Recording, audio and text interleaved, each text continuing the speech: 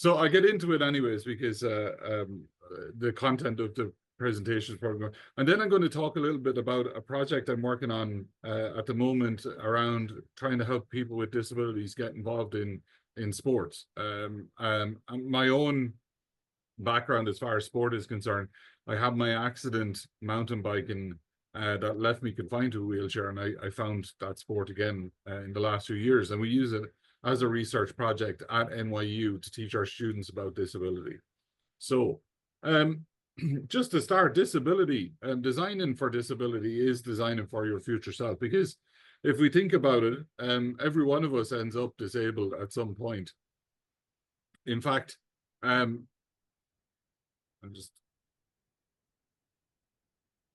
fact, none of us ever live our entire lives in an optimal condition. Between injuries, caring for others, even if you have a situation where maybe you're pregnant or even age-related disability, all of these things actually contribute to a life that isn't in the optimal condition all the time. So disability is actually an unavoidable and natural part of the human condition. But for some reason, we don't really embrace it in the same way that we should. We don't think of it as something that can happen to us, and we don't think of it as something that is going to be part of our lives. We just think that we're optimal all the time.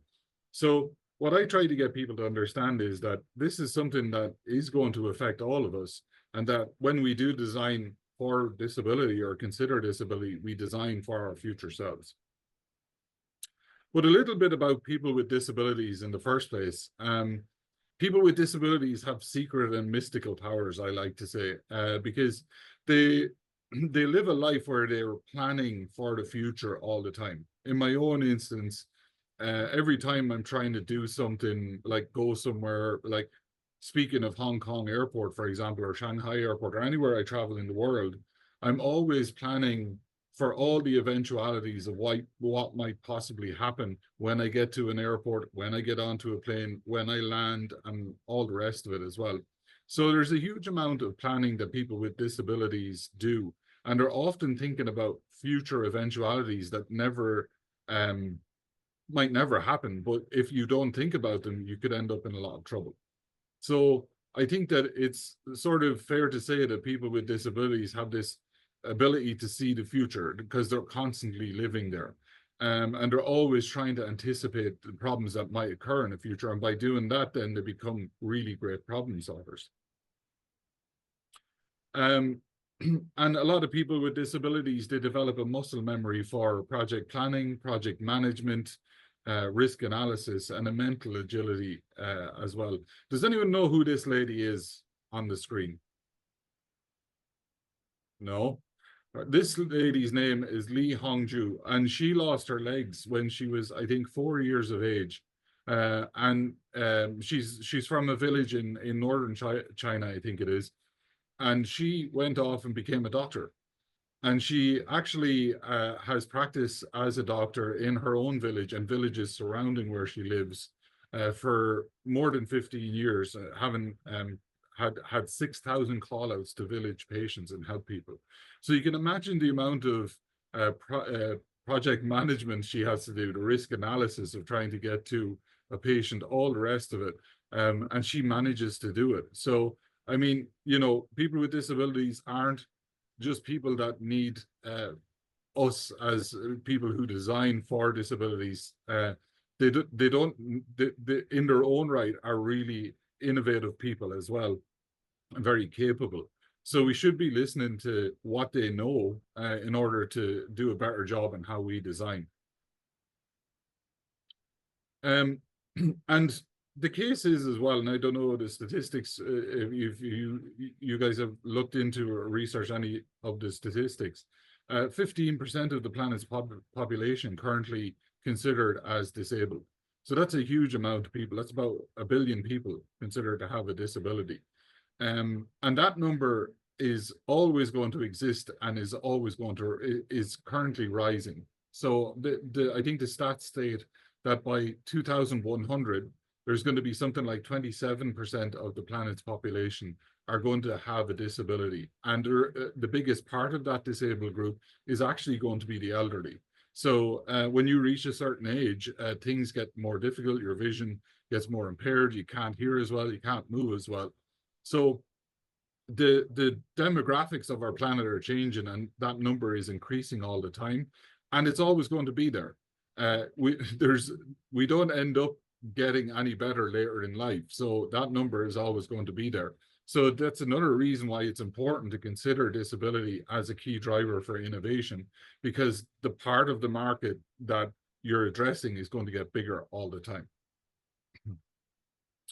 Now, the other thing we do need to consider is that true and total inclusion will always be difficult, but it is absolutely critical because it will help every human to ever exist. It doesn't matter who you are. If we design a thing today that helps a person with a disability, chances are later on in your life, that's a thing that can help you too. And it's often the case that lots of things that were designed for disability end up being things that can work for people who are able-bodied too. So the tools to help us understand are actually all around us. Simple devices to help us to achieve answers are always remarkably close to us. And with a little bit of imagination, we can learn a lot. So what I'd like everyone to do is have a pen or a pencil ready for later on, because we're going to do something really quick to sort of give us an insight into how we might learn about, how we might develop an empathy tool, which we're going to talk a little bit about later on as well. Very close to our hand to understand a little bit about disability. So going a little bit further with more sophisticated tools, such as your own phone, you can create a means to communicate an idea. This is a project I worked on where I tried to look at the dichotomy of access when it comes to the conditions that a wheelchair user might have to encounter every day. And this video is based on looking at moving around a supermarket versus moving around the built environment. So when you go to Hong Kong airport, if you grab a hold of a trolley and you put your bag on it and you push that trolley around the entire airport, you're going to find that it's actually pretty easy to do that. But take that trolley outside the doors of the airport to the car park and try to move across a car park, you're going to hit a lot of bumps and little holes in the ground and all sorts of things that become actually quite difficult to move that trolley around. Now imagine if you transfer that to an entire city. You can imagine then that how difficult it actually is to get around when you're on a wheeled vehicle such as a wheelchair, right? So what I was doing here is trying to show the difference between what we might consider a commercial environment, such as a supermarket, where it's beneficial to have flat and level surfaces to bring trolleys out to restock shelves, to make sure that like a shopping cart can move around effectively. And then the built environment where people might need to move around to go from one supermarket to the next, or from a supermarket to another store, whatever it might be. I was doing all of this on my wheelchair just with a GoPro attached to the bottom of the chair, again, trying to explain what this is all about. So one of the other things I did was I actually tried to show what the feeling is like, what it's like for a wheelchair user to navigate the built environment. What this video, it's a bit disorienting to look at, and that's done on purpose. What this is actually an overlay of one video on another, showing what I look at, which is the ground all the time, because I'm trying to see where the obstacles are, versus what an able-bodied person might see all the time, which is directly straight in front of them, right? So what I've done here is try to showcase how why most people with disabilities are constantly looking at the ground or looking around the built environment. They're not fully engaged in everything else that's going on around them. They're not able to see traffic because they might be looking at the ground, all that sort. That's my dog, by the way, Lily.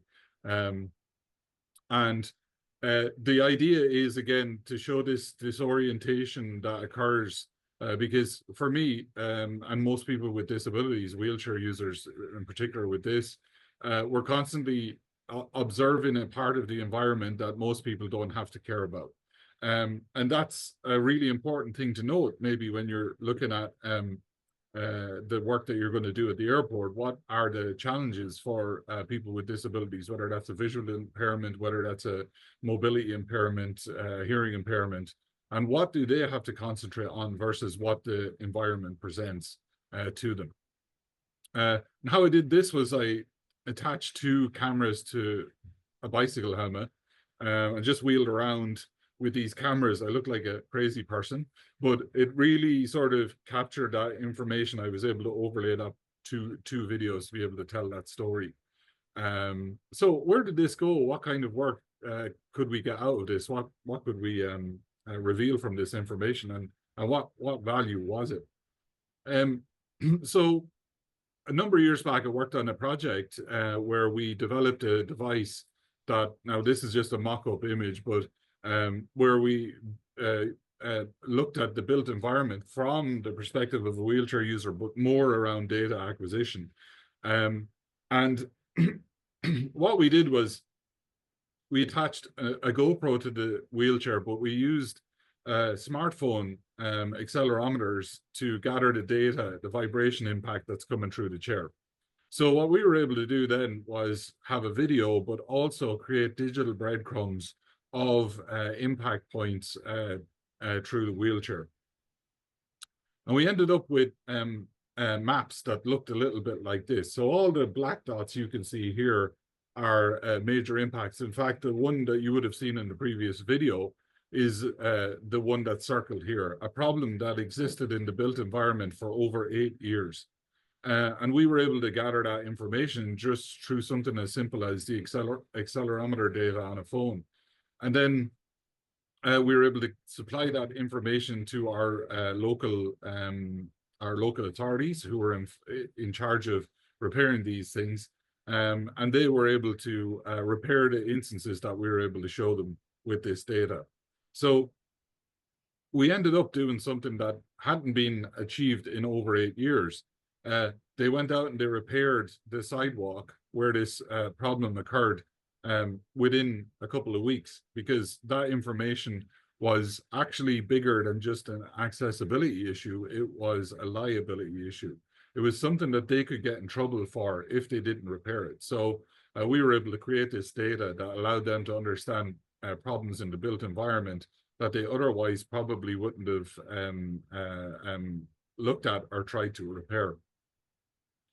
But what's really interesting about it is that a lot of the work that we do that produces this data, that creates these solutions, when it comes to the built environment, is often stuff that no one really knows how it happened. It just is there, and it makes a difference to people's lives. And we did not just this location, but a few other locations as well. Something like this sidewalk here was pretty bad as well, pretty cut up, difficult for a wheelchair user, and we got that repaired too. But the effect of something like this has further reaches than we can imagine. For me, it's easier to get around, to get in and out of town where I live. For a parent with a stroller, it's no longer the case that the child is being shaken around. And for older people who have visual impairments, it's easier and safer to navigate because the curbs aren't higher than what their perception of the ground is. It's all flat, so they can manage to get around. So, even when this work is not noticed, it can have further reaching consequences, and they affect the physical and mental well-being of a lot of people, which we don't realize. So when you're working on your projects or thinking about the airport, considering these things, sometimes the work that we do might not be big, flashy work, but it actually has a huge impact for an enormous amount of people. So another project I worked on, disability, it also taught, sorry, my camera keeps dropping out. I'm not going to worry about that. I'm just going to keep going. Can you still hear me okay? Yeah. Okay. So one of the other things that I worked on was trying to get a bit deeper into the idea of disability, and how do we make sure that we can understand more about conditions that are probably more hidden. and this idea of creating purposeful discomfort, and developing empathy tools, which is probably an interesting way for you as people working on projects within an airport and trying to develop smart solutions, whether that's like a data-driven solution or not. But thinking about humans, thinking about people, how do we get to a level of empathy where we can really understand what we should be trying to do? So this project is called a distraction of anticipation, and I'm going to explain a little bit about how it works. So what is the distraction of anticipation? Well, it's a means for understanding how anticipation distracts us from the full life experience from the perspective of those living with disabilities. It's a physical device that takes away control from the person having the experience over a consequence they cannot predict or will ever know when or if it will occur. And it's designed to recreate the hidden feelings that takes us out of the here and now and puts us in a state of constant concern. So this is a condition, you know, that many people with disabilities live with all the time, and many people who are older as well live with all the time. This state of constant concern: can I manage? Can I get to a place? That kind of thing. So why did I want to do this, develop this project? Well, I'm a wheelchair user, as I explained, and I'm paralyzed from with no feeling from the chest down. And one of the most difficult things to deal with is actually continence issues, which is around being able to get to a bathroom. So it's a constant and ever-present part of my disability that comes with many complications that can occur without warning at any time. So, and it's not often talked about, and it's a pretty sensitive subject. I felt there was a need to make something that could attempt to recreate the emotions and feelings of living with this condition, because it affects millions of people with disabilities. And I wanted to create a means to experience this distraction of anticipation. So for many with disability, everyday life is constantly compromised by the anticipation of problems that will occur randomly. And these problems can come in the form of pain, body function, sensory issues, amongst other issues external to the individual. And this leads to this constant awareness of self at a deeper level that affects the ability to live life to its fullest, to engage completely, to experience total existence. So interacting with others living with disabilities and looking at products for people with disabilities, I identified a gap in the clinical and technical reasoning and emotional reasoning for products and experiences developed to help those with disabilities. And I began looking at what were the emotions and feelings I could identify in my own circumstances and how to replicate them through simple experimentation. I wanted to recreate how this experience feels by way of a wearable device that replicates the randomness of events that leads to the anticipation, the distraction as a result of the anticipation, and ultimately its consequences. But the project originally didn't start as what I'm talking about. I had originally wanted to create an installation, and the idea was that I was thinking about was to create some sort of obstacle course or experience that was easier to navigate or do if you were in a wheelchair, for example. And the objective of this idea was to essentially disable everyone who was not disabled, to create an alternative experience in which disability was the norm or status quo, and not being disabled was actually harder. This image is an example of a very inaccessible installation by Olafur Eliasson at the Tate Modern in London. And this was the influence on these original ideas. But reflecting on that idea, I started to pick apart what it was I wanted people to experience. And I felt maybe I was a little bit angry at the world for not being accessible. And did I want to make a small bit of the world only for me and others like me? And what would this achieve? So on reflection, I felt I was thinking too much about the physical world and its effects on those with disability, but I wasn't considering the feelings and emotions of this experience. So at the beginning, I started to develop this concept around using combinations of everyday objects and carrying out initial experiential testing. And what you just seen was literally using a Xiaomi band and the vibration motor in it to sort of indicate when something was going to happen And this was put in like a fanny pack or a bum bag as something to be worn around the waist. And I was able to carry out further in-person testing of these ideas with larger groups of people, help me test my assumptions.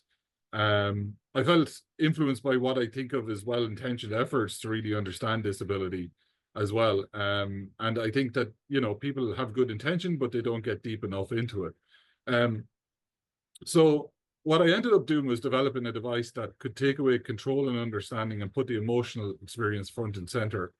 And this project took form of a wearable device, which a person wears over their arm in a similar way to how you might carry a jacket or how a waiter might hold a towel. And this creates this sort of stress position. So how does the inside of this thing work? Well, when the wearable is turned on, a program is activated, and the program carries out the following. There's a random timer, and it's activated, leading to a set of 5 vibrations. The person experiencing this does not know when the vibrations will occur. This is the distraction phase. The 5 vibrations finish, and the countdown timer is activated. And this is a random time which the person experiencing the piece has no control over. They only know the amount of time which is counting down. This is what the person experiencing the piece has been anticipating.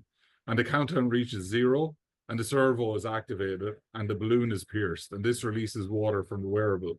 And this is the consequence phase.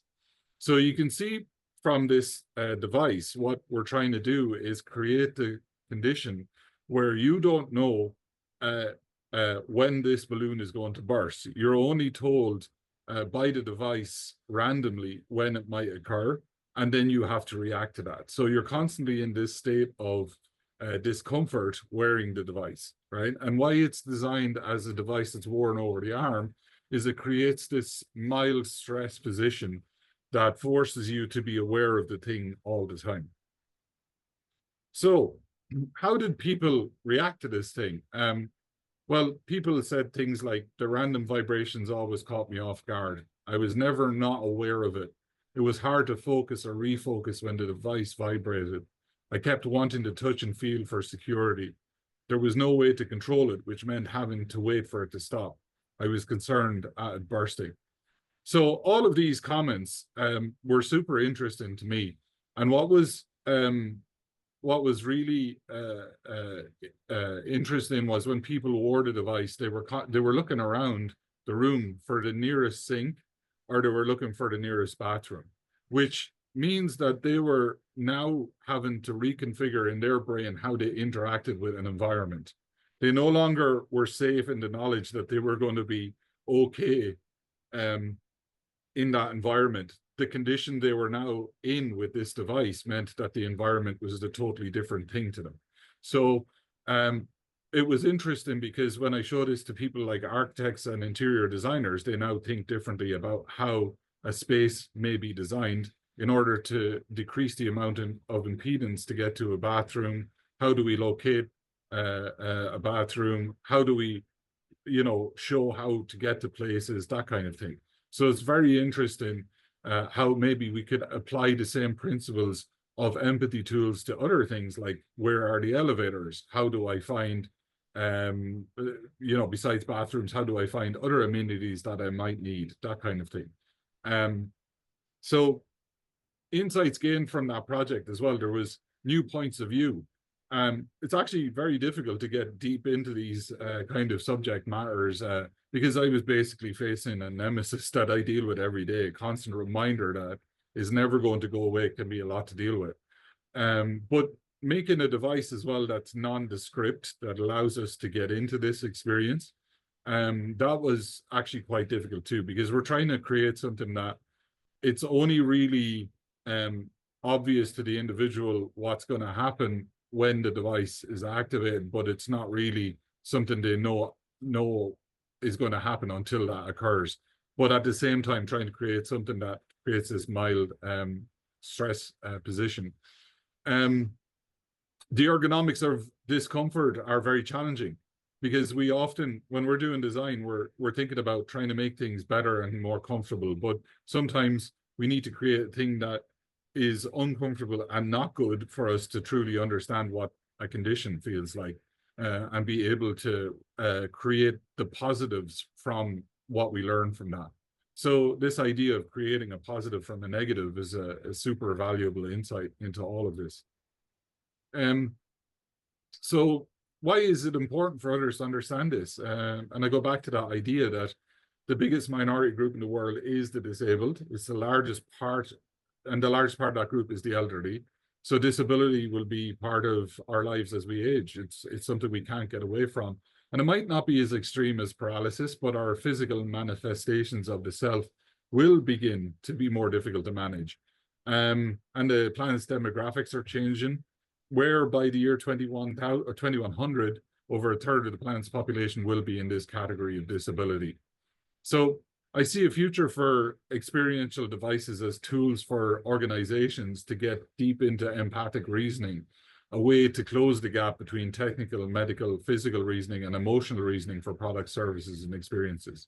When you think about the airport, there's a lot of experiences that aren't great in an airport that maybe looking at developing empathy tools for why those experiences aren't great could really help you to reveal some great solutions to those problems.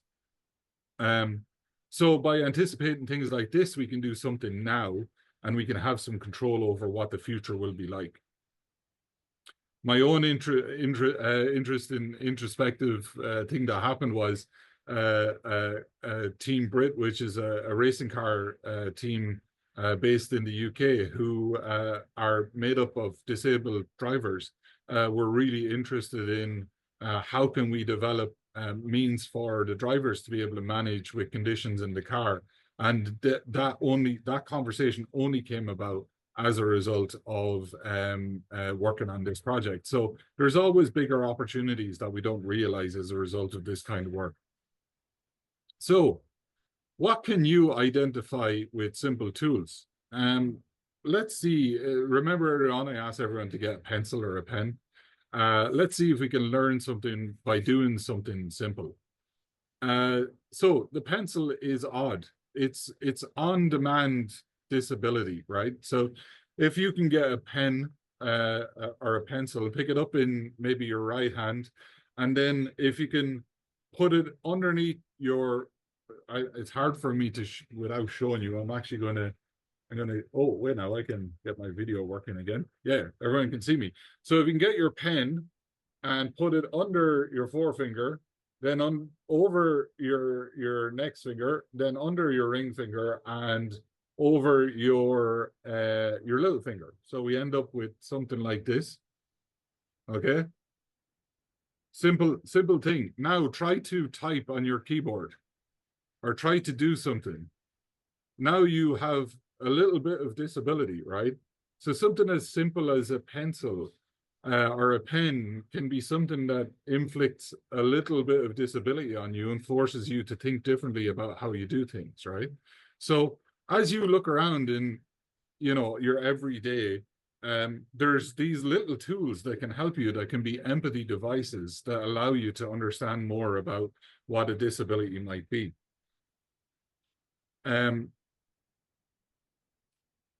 Let's moving on. So again, I know I'm talking about this again. We'll all be disabled. Considering disability today helps us to understand our future selves. And we just carried out that small experiment to show us how we can have a little bit of a disability to understand, maybe can we create empathy tools from other simple objects around our houses, our homes, or places of work.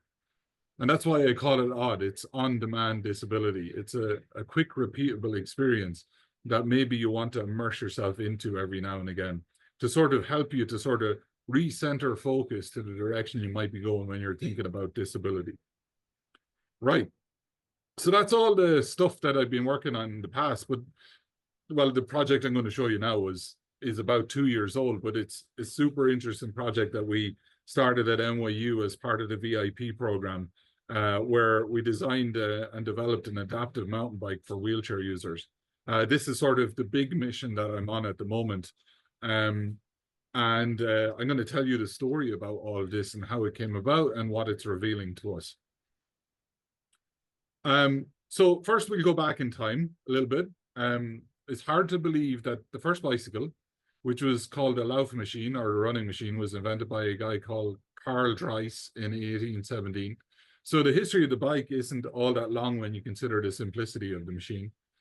And the Wright brothers, the fathers of flight, were bicycle mechanics and applied the principles of weight and construction in bicycles to the development of their aircraft. So it's pretty amazing that the impact the simple bicycle has had on the world. We wouldn't, in fact, you probably wouldn't be even looking at an airport only for the Wright brothers, right?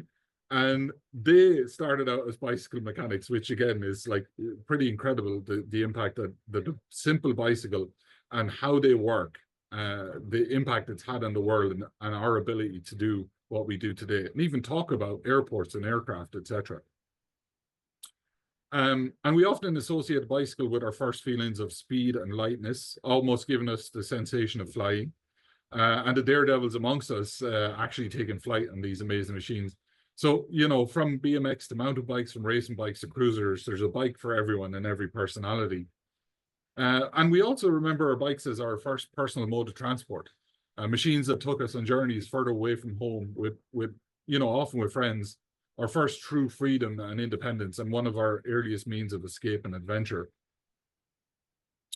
But I began, you know, just after the pandemic, I began the journey of teaching at NYU Shanghai during the pandemic, and I taught my first classes remotely from Ireland through Zoom, much like the way we're talking today. And hosting my classes online, I was able to teach design and innovation to students on the other side of the planet. What I didn't realize was that two paths that I was traveling at the same time were about to converge in the near future, but not how I expected. While I was at home, parallel to this new career at NYU Shanghai and teaching remotely, I found myself getting back onto a bike. I was on 3 wheels instead of 2. And it was a very basic rigid framed affair with simple components. It was still expensive given what it was. But regular mountain bikes are actually quite expensive, but adaptive mountain bikes are even more expensive. So the average adaptive mountain bike that's capable really, you know, reach crazy prices of between 18 to 20, 24, $25,000, depending on specification. So they are hard to get a hold of. They're very expensive, and not many people can get involved in the sport as a result. But when I was out riding this particular bike out in front of my house, my neighbor seen me riding it, and he said we should go to the mountains and try to go down a hill on this bike. So I said, right, let's go, let's try it. And one Saturday morning, for the first time in 15 years, I rode down a mountain bike trail. It was terrifying and exhilarating at the same time. The thing was, it wasn't long before I was out riding the bike's capability, and there was frequent failures. It was a mountain bike in name only, but I kept breaking things like wheels because of the enormous leverage that was happening to the bike. Was breaking the frame. I was upgrading parts frequently in an effort to get more out of the bike, but there was no amount of upgrades that was going to make it last. So that's when I decided to try to design my own bike. And the slide has not, oh, it's advanced now. Yeah, I began by doing a lot of this kind of stuff where we're doing sketch work, taking measurements, tweaking ideas, using a mixture of CAD and sketching to come up with form factors, trying to anticipate the limiting elements of creating a hand cycle, because they're a bit more complex than a regular bike.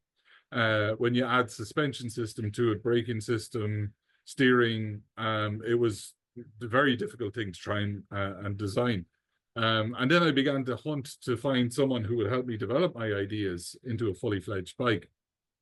I did end up finding a company in Spain called Carbon Master, who took on the ideas and built the world's first carbon fiber full suspension adaptive mountain bike. Over a course of a year, with lots of back and forth with this company, this was the result. And this single build took quite an effort to execute on, as there were so many unknowns involved. While the company had built many road bikes before, they'd never built anything like this.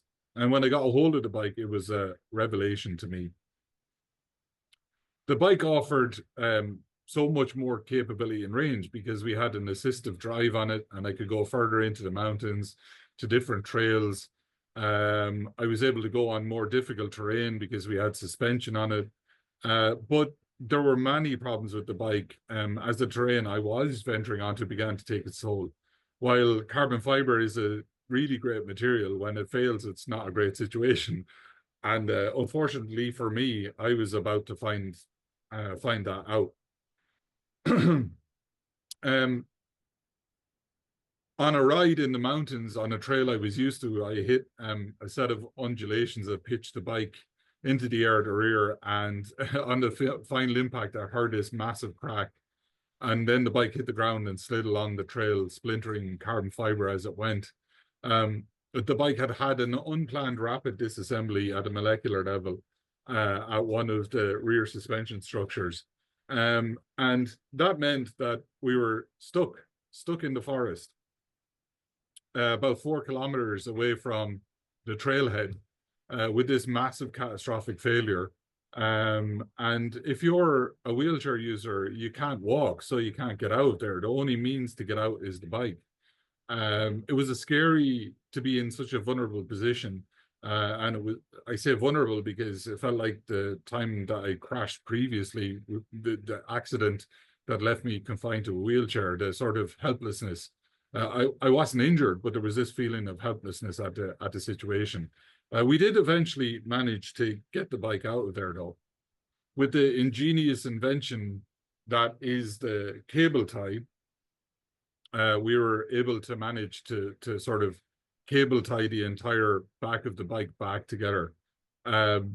So when I got home, I reached out to the company who made the bike, and they told me the cost of repairing the part was going to be €500, and then the part was going to be 6 weeks before I would get a hold of it, which I knew was probably going to be longer than that.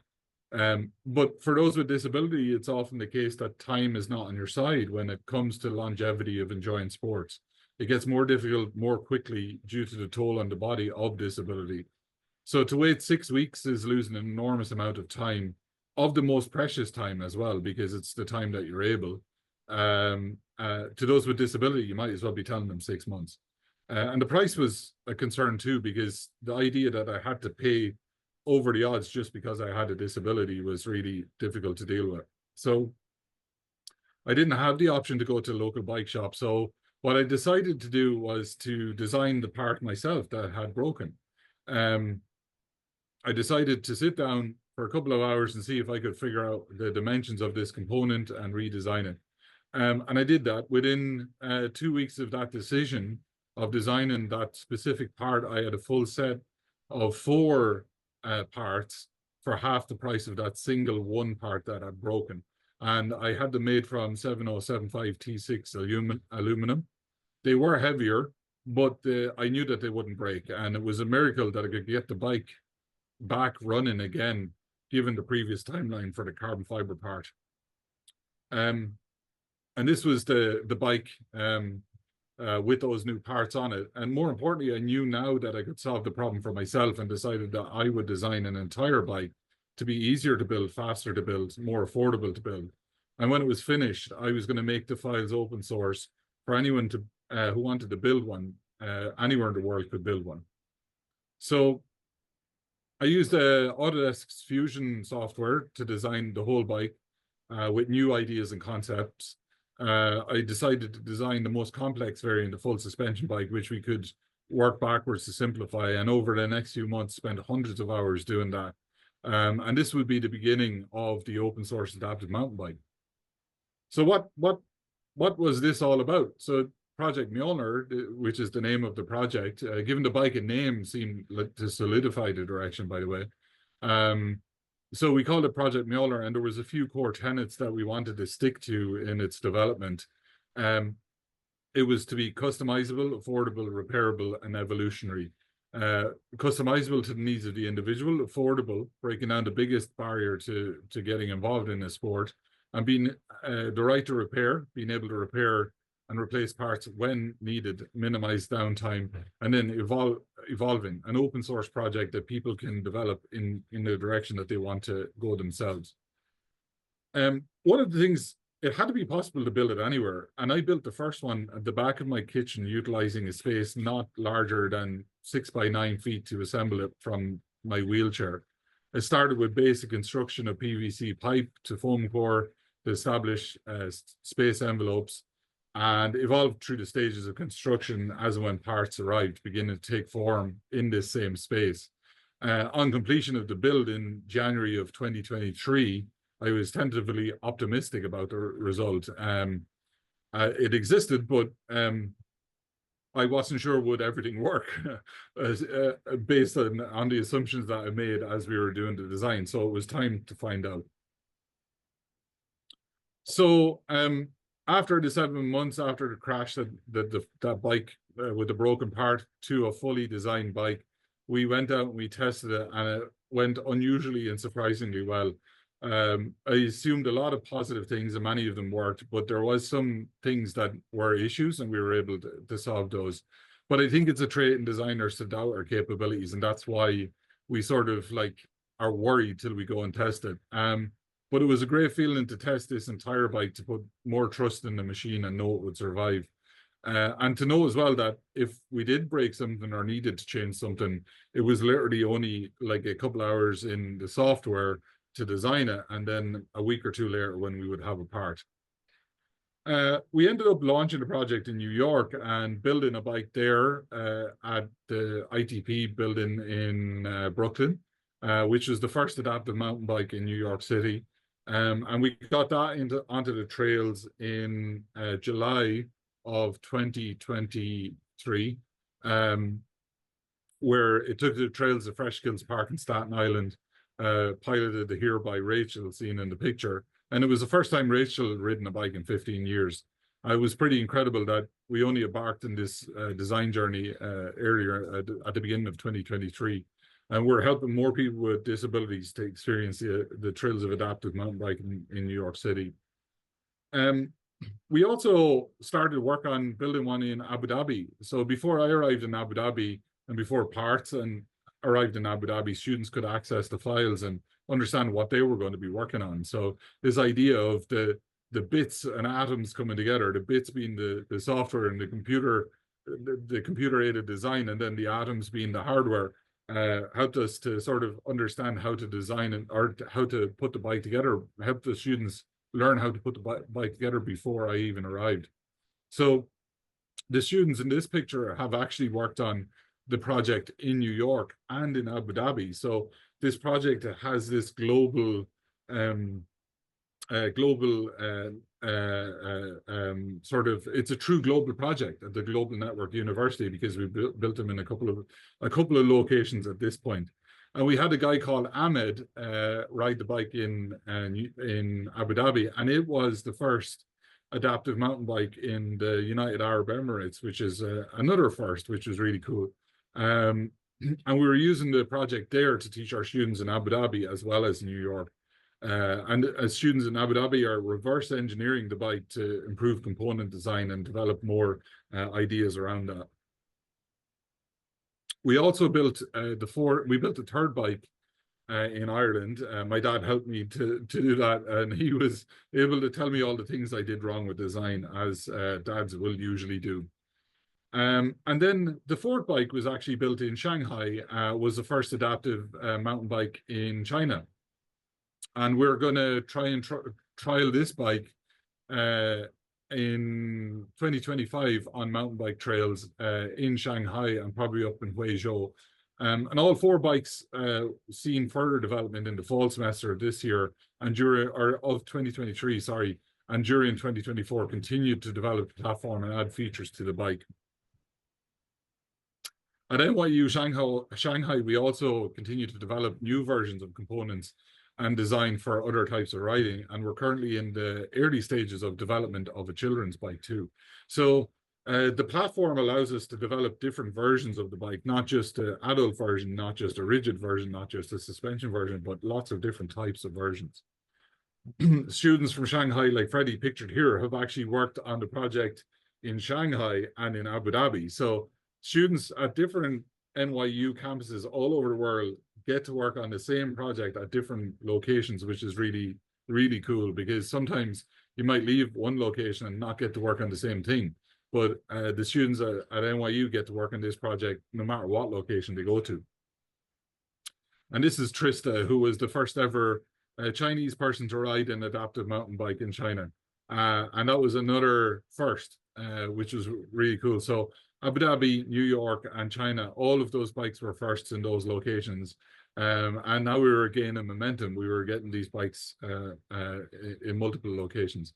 We also started working with a group of adaptive riders in Shanghai who went to Mongolia. And we built a bike for them, and we were able to change some of the geometry on it to help them to have a lower center of gravity for mostly the roads they were going to ride on. So that was a really cool thing to happen as well, that we put the first adaptive mountain bike in Mongolia as well, in North Mongolia. So then to travel to Boise in Idaho earlier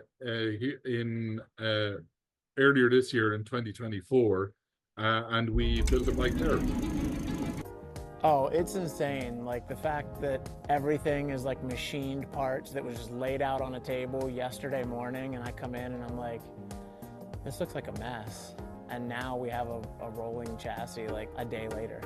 Like I'd ask, you know, oh, why did you use like this kind of bearing right here? And it was like, well, because everything's like adjustable for individuals. Being that it's open source, you can get the design for the parts, take it to a machine shop, and have all the parts cut and everything done. That's a great part. Having something like this kind of gives me like the motivation to like figure out what else is out there, and like, heck, after doing all this, I want to get into CAD a little bit to modify the file a little bit on this to make it a better fit for me, you know? Yeah, I can't wait to see how it performs. Today got a chance to ride with Justin, and it's a really fun bike to ride behind because it's got the two rear wheels, and so you see the suspension in action. There's just a sense of excitement. It just feels really cool. So that was the one we did in Idaho, and then we went to Nevada and we built another one. We worked with the City of Reno Adaptive Organization, and you'll notice in both of these videos we had a group of people with disabilities building the bike. So part of the work that we're doing is trying to help people with disabilities learn how to build a bike as well as to ride those bikes, because then it becomes a situation where they can repair those bikes or design parts for those bikes, right? So that's the whole nature of this open source project, where we can do more than just get bikes to people. We can get the means to manage and design and develop those bikes into people's hands as well, which I think is a really cool thing. And it's when we include people with disabilities in the development of these things, they become a lot better quicker, because it's not, we're changing the narrative around this from helping someone with a disability to empowering someone with a disability to do this work. So this is up in the Sierra Nevadas where we built this bike, and I was lucky enough to actually be the test dummy that day too. Then back in Ireland on the 7th of December or September this year, after traveling to multiple locations building bikes, we built 5 bikes in Ireland, and we established a sport of adaptive mountain biking in Ireland. 6 riders, including myself, headed into the forest to learn how to ride these bikes, and then up into the hills for some proper trails. And out of the group of people that rode out that day, only 2 had prior experience on mountain bikes. One of them was me. And we'd only begun this project a little over, next January 2025, it'd be 2 years old. From these first sketches at that initial stage to getting to this point was pretty incredible. And being able to do that work at different locations around the world, work with different students, work with different people with disabilities to create these bikes was really cool. And you know, it keeps going from strength to strength. We've built, by the end of this year, we'll have built 16 bikes total. And next year, it looks like we're going to build another 15 or 16 as well. So the project keeps growing. A lot more people are reaching out and asking about how can they get involved and build more bikes. But the thing about that day in Ireland in September was, along with every other story I've told you about this project, was that this work that we were enabled to do, that other people with disabilities could be part of, broke down barriers most of us didn't know even existed. So the guy in this video, Declan, he's in the white. He'd never been in a forest or in a mountain trail for over 25 years. His son Graham, he came out with us that day, and both Declan and Graham found something that they could do together that was exciting and exhilarating, and they can now explore where they couldn't go before, which is very amazing, right? So, you know, a quarter of a century of barriers were obliterated. But Declan might not forgive me because his son keeps looking at bikes now and wants him to buy him a really expensive bike so he can go mountain biking. But projects like this, you know, the work that we're doing, the work that you're going to do when you consider disability, they affect not just individuals who you design and build for. When someone gets to explore a forest like Gabby here, you know, and be in nature and in an environment they never thought they'd see, that's a pretty incredible moment. And beyond that individual is often a parent or a family member who has seen seen them do extraordinary things just to live their lives, seen them struggle, but on days like this, seen them find something incredible. And it was really interesting because Gabby, who's pictured here, her mom messaged us about the day and, you know, all the rest of it, and she said it was really great. And you know, that never believed that this could happen. So what we're trying to do through projects like this is to create this new status quo where it's never a case that you don't believe it can happen, that the barriers aren't there in the first place, right? So, you know, when you're working on the things that you're working on, whether it's in the airport design or concepts around a smart airport or whatever you might do in your career, always be thinking about like that it's bigger than who you're just addressing. Because, like, for example, if I go to a restaurant or if I have to go to the airport or, you know, use a service or whatever it might be, I'm generally going to be with other people. So other people are affected by your decisions to help people with disabilities as well. The way when we designed the bike, it affected Gabby's mom and maybe other relatives that maybe want to try the sport as well, or maybe they're helping Gabby to do, she's helping Gabby to do something different as well. There's all sorts of impacts beyond just the individual that you're helping that you might not realize. And this project, it's about education, evolution, and inclusion. And that's what, like, the whole core process is for us at NYU, is trying to make sure that our students learn a lot from it. But, you know, the future is accessible. If I was to ask you all, I know you can't answer me, but all of these products here originated and started as products designed for people with disabilities.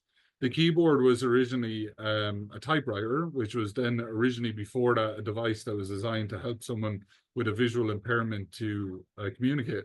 And we use keyboards all the time now for communication and work. The electric toothbrush was originally designed for people with disabilities who had limited dexterity in their hands, because it would do the work. They could hold it loosely, but the toothbrush would move and brush their teeth. And then audiobooks, things that we listen to today.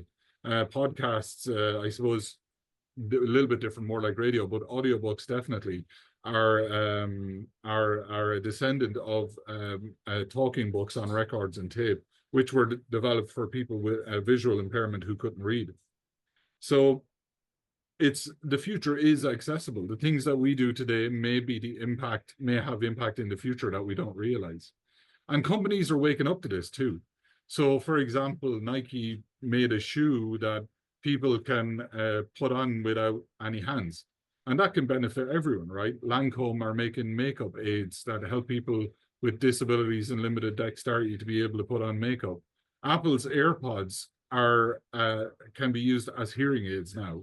And then Hilfiger have made adaptive clothing. Now, if you imagine 30% of the planet's population having a disability, if companies are not trying to address disability, then they're missing 30% of their market, right? So I think it's core and key insight to look at disability to help us to maintain market share in the future if you are a business.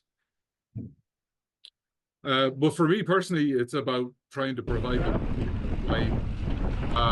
sense of excitement, and to do things like this. To have adventures, to get back into nature and help others to have adventures, to help physical and mental well-being in those with disabilities. Like the guys here, the guy pictured here on the right-hand side actually has no legs and only one arm, and we're getting him back out on bikes as well, which is pretty incredible. A whole bunch of people here with disabilities and able-bodied riders. In fact, this was in Boise in Idaho. And you know, just to leave you with a couple of slides, when Rachel, Ahmed, and Trista, the people that were in the pictures earlier on, could get back on a bike, to them it was a great day. And when you can utilize a regular bike, it's easy to take that for granted. But what we hope to do with this project is that, you know, those great days are not so few and far between, that they're more regular, that more people with disabilities can get out and enjoy mountain biking and adaptive sports. And we covered a huge amount of ground metaphorically and physically with this project in the last 2 years. And we did things that we didn't even think was possible in that time frame. And we helped others do things they didn't think they would do in their lifetimes. And we're already gearing up for next year and continuing our educational journey at NYU with this project. And sometimes, you know, we can be quite a distance from, you know, with our work from the result of what that work is going to produce. So again, when you're doing the work that you're doing, sometimes you might feel like, what is the point here? How does it make an impact? But sometimes you don't realize that the result is going to be people being able to feel like this in the image, where they're out having fun, they're smiling, etc. when it comes to the bike project, as an example. But when it comes to airports or built infrastructure or anything like that, your work might be the thing that takes away some form of impedance or difficulty for someone. And the impact that has is huge, but you might not see it. You might not realize it because you're so far away from it in the work, right? But don't ever feel like that the work is futile. You're doing something amazing if you're trying to help people with disabilities. The downstream effects are much bigger than you might realize. That's it. I don't have much else to say. If anyone has any questions, I'm happy to answer them. Okay, I'll stop sharing. Any question from the folks who joined in person? I know I went a long time as well, so people might want to just get out and get something to eat. I'm sorry about that. Hi, Noel. Thank you so much for your inspiring sharing. I'm Marina. I'm the executive director here at the Node. Just curious, given I've seen that you've, you know, you're well traveled. What has your experience been like as a traveler, and what kind of specific pain points do you see? Right.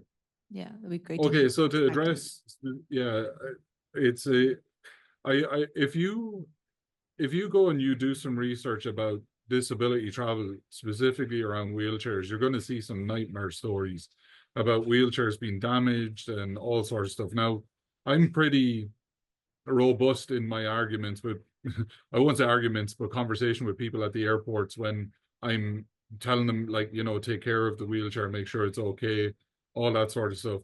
One of the other things that tends to happen a lot as well is that I find that people with disabilities, because I travel on my own quite a lot, people with disabilities, the assumption is that they can't manage on their own, or that they don't travel on their own, that they should be with someone. And they're often treated as like, I feel like a little bit like a second-rate citizen, because it's like, how do you do this? Are you able to do it on your own? Who's here to take care of you? All that sort of stuff. So I think my own frustrations are based on those kinds of things, where people don't treat you as an equal just because of a disability. But the problem is that you're going to have so many more people with disabilities that are going to be using airports and public transport and built environment and infrastructure. So we should be treating people more equally when it comes to disability. That would be the first thing. The second thing, then, I often would maybe it's less of a you know, like I said, the infrastructure around the airport is not like in the airport. It's not so bad, and Hong Kong airport is not bad. But I would say car parks and areas outside the airport where you're trying to get around, that can be quite difficult as a person with a disability. So looking at those as core areas to try and solve problems around, I think would be super interesting. And then actually, you know, on the aircraft itself, getting to and from seats, there's going to be a lot more people with that situation. So looking at those as issues as well to try and solve, I think are pretty interesting challenges. Yeah. Thank you. And do we have another question from the crowd? Tracy? Thank you for your sharing. Wow. My name is Tracy, and then I work in Hong Kong and for sustainability issues. And I really appreciate that you address very important sustainability issue. So for the accessibility, like for normal people, we know there's a standard behavior pattern, but for disability people, it can be different type of challenges. So how do you recommend us to consider like to taking into lots of different type of that challenges when design one thing? Yeah, for sure. Exactly. This is super interesting to me. Like you seen earlier on where we were able to map the data from a wheelchair to see the vibration impact through the wheelchair, right? I think if we're looking at an airport, for example, it might be interesting to design and develop some technology around, you know, that like if someone with a disability comes into the airport and they are going through the airport, how do they manage? Is there a means to get them involved in the process of, like, you know, I'm just thinking about something simple as, you know, maybe a Hong Kong airport. If you're a person in a wheelchair who's traveling on their own, can we attach a device to their chair as they go through the process of going through the airport to get to the gate? And then we're able to see like what worked or what didn't work. Because one of the things that was revealed when we were looking at the data from the wheelchair was people will always go the directions and places that they can go just because they're accessible. And that reveals what's not accessible, right? So if I'm in an airport, chances are I will wander around the airport a bit. I'll find all the bits that are not accessible, and then I'll find the bits that are accessible. Just because I can't manage to get to the other places means we're able to see the black spots. And the places I can go to, I'm able to go, yes, I'm able to manage, right? So even looking at like how long did someone have to remain stationary? How long did it take them to get from point A to point B? Because if you think about it, if we're looking at like a larger portion of the population going to have to deal with those circumstances, knowing what those circumstances look like earlier would be really valuable, right? So an airport can look at it and go, you know what it is? Yes, it's great that we have people to help people with disabilities get through the airport, but where are the sticking points even for them? Because that volume is going to go up. The other thing that I noticed in Dubai airport, for example, as I was flying home this time, was there's an ever-growing amount of people with a fewer amount of people actually helping those people. So you might have 1 or 2 attendants per 10 people, which is an awful lot of work, right? Moving around, lots of people around an airport, all that sort of stuff. So it might be interesting to look at that too. How do we help people to be more autonomous with disabilities managing an airport rather than having to rely on lots of people to help those people? Because if it was notionally every person needs someone else to help them, then you're going to end up with like twice as many people moving around than you might possibly need. You might only need half of that because the extremity of the disability doesn't require someone to help them if they can be helped with some sort of autonomous capability. It might be like, I don't know, might be a special map designed for specifically for mobility impaired people in wheelchairs, or people with, there's lots of different things you could do. But I think where there could be huge value in that is going beyond an airport, is that can be applied anywhere, in a supermarket, a shopping mall, all those things. Because like you said, we can see the data of where the masses go and what happens, but for individuals with disabilities might be a bit more difficult. But actually tracking that, trying to figure that part out of the puzzle will affect a lot more people in the future. Great, thank you. Yeah, and folks who are joining online, if you have any question, you can also type it in the chat room, and see if there's any question from the crowds. Oh yeah, there's one here.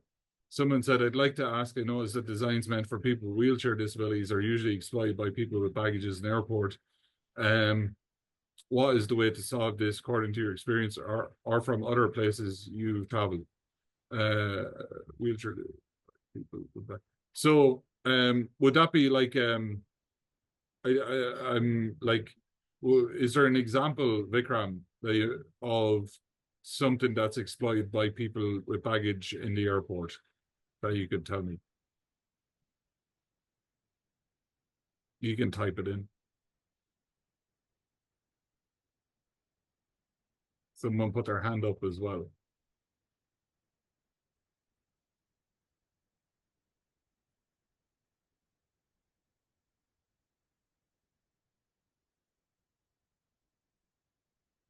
I'm just trying to get context of designs meant for people with wheelchair disabilities are usually exploited by people with baggage in the airport. The only instance I can think of there is, and it's like super annoying, is always the disabled bathrooms, because they're bigger. People will go into them with their baggage and use that stall or that bathroom, because they can bring their baggage in there and then people with disabilities are like really stuck because they can't get into that bathroom, right? And it really is like very, very difficult and inconvenient. Vikram.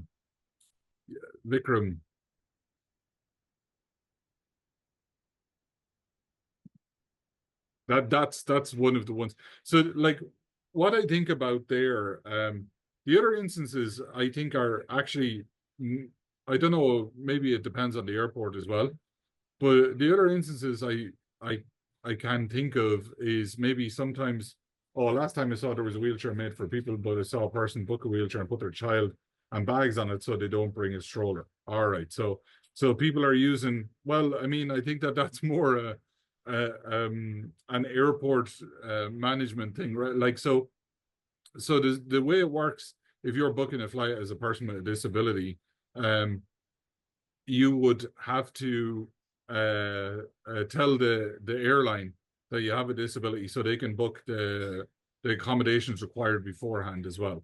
So maybe when we're looking at this idea of a wheelchair that's for people, but a person books a wheelchair and puts their child and bags on, that there's some sort of who is the wheelchair, like a form that needs to be filled out, or describe the disability beforehand, that sort of stuff. That might be a thing that solves that issue. It's not something I've come across because I use my own personal wheelchair. I've come across myself, but I don't know. Maybe that's a way to look at it. But it's human nature to take advantage of these things, right? And how do we police it it can be quite a difficult thing. But I don't think it's the biggest problem. I think the one I mentioned earlier is the bathroom one. And sometimes people will use the seats that have been assigned for people with disabilities. Like it's funny, at the gates of the aircraft, where at the door, when you're going to go onto the aircraft, often there's like there's some seats for people with disabilities, but people who want to board the aircraft first will sit in those seats. And it's like very frustrating for people with disabilities when that happens, because generally it takes them a bit longer, or it's a bit more difficult to get to the aircraft. Yeah, I know that's a bit long-winded, but there's a few problems in there to solve. Okay, so we have one more question. Sure. Hi, Noel, it's me again, Marina. Just sidetracking a little bit. I'm just curious, how have your experiences helped inform your role as a former head of design at Hacks? All right. So, my role at Hacks, I think that having lived a life with no disability, but also with a disability, I would have had a core insight into the design and development of products and ideas that wouldn't exist before. And it definitely informed ideas around how do people use a product? How can we make it easier to use? How do we make it easier to handle? All that sort of stuff. Because sometimes when we're developing a piece of technology, we're so close to the technology that we don't consider the human factors in the way it needs to be considered. Some of the other things that have come about as a result of that have been thinking about, like, so I've worked with a number of the startups after I finished at Hacks, between Hacks and NYU. When I was between jobs, I worked with a number of the startups, and we were looking at products that were designed for people with who have had a spinal surgery, things like that, and considering what does their future look like in 5 to 10 years time, not just 20 to 30 years time. So what we're looking at is people who might be able-bodied today but are disabled in the future, and we know they're going to be disabled because they've had a specific surgery to solve a problem that's just going to get worse. So how do we design the products and the experiences for a situation that's deteriorating as well, and that they don't have to change how they use that product from the outset? So this idea that if we consider disability and conditions around disability when we design, we end up actually solving the problem that occurs in the future. And that helped with a lot of, say, the medical device design work I would have done at Hacks, or any of the consumer goods products that were longer term, or even like stuff that you use in the home as well. Trying to make these things more accessible for longer portions of our lives. It definitely influenced that kind of stuff. Great, yeah. So I think, yeah, the question by Vikram, it's also been answered. So I think that's all the time that we have for today. So once again, thank you so much, Noel, No to worries. share your insights. Yeah, so I guess last but not least, to do some small promotion, the Smart Airport Challenge program, is still open for application. So if you're interested in working on a innovative design or solution related to the accessibility theme for the Hong Kong airport, and also team up with a bunch of MIT and Hong Kong students, please apply as soon as possible. So yeah, so thank you so much again, Noel, All for your sharing, and we'll finish here.